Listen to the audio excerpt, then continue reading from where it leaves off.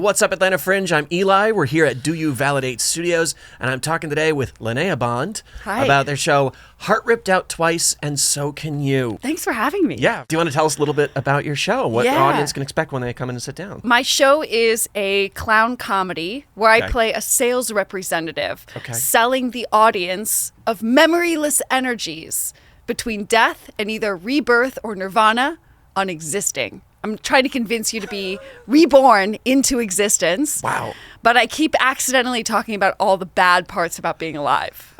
And that's where I'll stop in the synopsis because then we get into spoilers. Oh, that's exciting. It's a tantalizing tease. Yeah, all right. What's your history with this show? How long have you been working on it? So I premiered this show in September of 21 at the Philadelphia Fringe Festival. Got invited to do it again in December of that year, and then toured it to Virginia Beach, Asheville, Cincinnati, Orlando, and Seattle. I'm back touring here, Minneapolis, Edmonton this summer. Wow, okay, very cool. Very lucky. I'm so stoked to be here in your city. And there's clearly a demand for the show. I mean, people are coming out to see it. People like it. All over the place. That's great. Yeah. What's your relationship with Fringe Festivals? It sounds like you've done a ton. Yeah. What's something you love about it that really brings you back? Oh my gosh. I love talking to audiences about the material. I mean, I think a lot of people, their material might be close to them, whether it's autobiographical, which is mine is, or if it's just something that they created, you know, it's like, it's you, like you're performing this piece that you wrote often.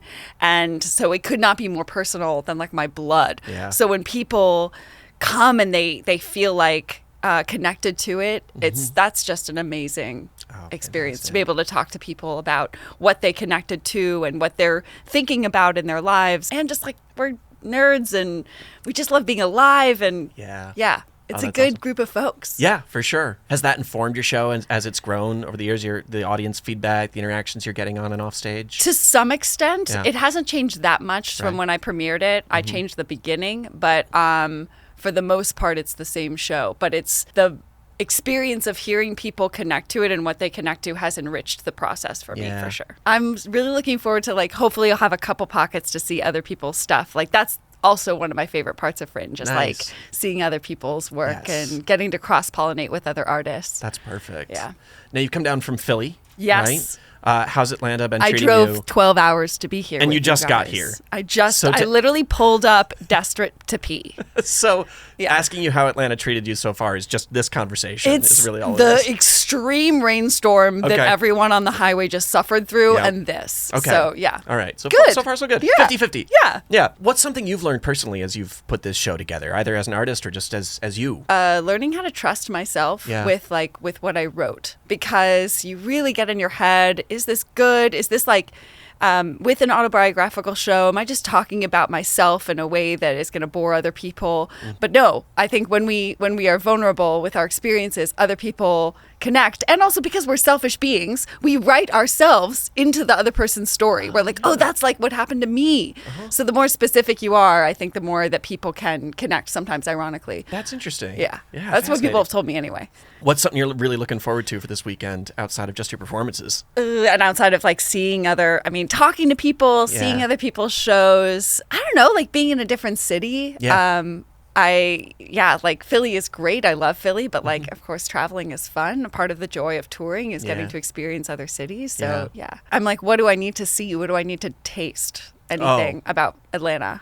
I passed a balloon festival. That sounds about right. Okay. For Atlanta, yeah. There's a festival every weekend. We'll get you a list of everything you need to eat. Excellent. And try while you're here because it's long. You won't have time for it all. Good. Sure. I mean, I eat vegetarian, so that narrows it a bit. Oh, me too. Yeah. So, okay, great. Okay, I'll help you out. Can you tell the good people coming to Atlanta Fringe when and where they can come see your show? Yes, I can. Yeah? Thursday at 7:30, Friday at 7 o'clock, Saturday 4 and 10. I am in Limelight Black Box. Okay.